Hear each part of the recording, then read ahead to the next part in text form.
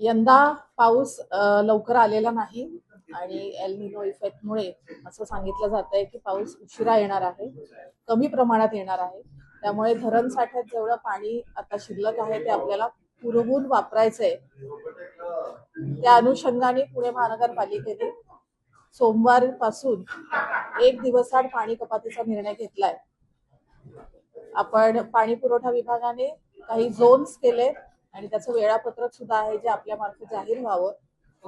प्रत्येक एरियामध्ये 1 दिवसाआड पाणी पुरवलं जाईल आणि 1 दिवसाचा कपात असेल त्याच्या दुसऱ्या दिवशी म्हणजे तिसऱ्या दिवशी पुन्हा त्या एरियामध्ये पाणी व्यवस्थित आणि चांगल्या प्रमाणात पुरवण्याची जबाबदारी पण आम्ही घेतो.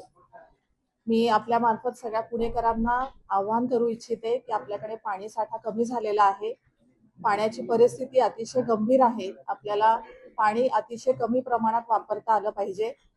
पाण्याचा वापर आणि पाणी वाया जाऊ नये यासाठी कटाक्षाने आपल्याला काही उपाययोजना कराव्या लागतील.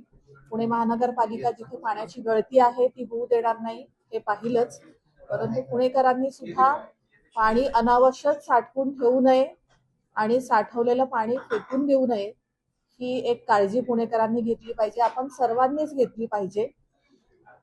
जिथे कार वॉशिंग सेंटर्स आहेत तिथलं पाणी आपण बंद करतोय, स्विमिंग टँक्स बंद करतोय आणि कन्स्ट्रक्शन जे साइट्स आहेत त्यांना आपण पाणी देणार नाही. काही खाजगी सोसायट्या जिथे गाड्या धुण्यासाठी पाणी वापरलं जातं त्यांनी असं करू नये, गाडी धुण्यासाठी पाणी थेट वापरू नये आणि जिथे ज्या काही सूचना दिलेत, नियम घालून दिलेत त्याचं उल्लंघन केलं असं लक्षात येईल त्यावेळेला आपल्याला काही कारवाई करावी लागेल. त्यामुळे पुणेकरांना मी आवाहन करते की आपण सूचनांचं पालन करावं, स्वतःलाच काही नियम घालून घ्यावेत आणि पाणी अत्यंत कमी प्रमाणात वापरावं.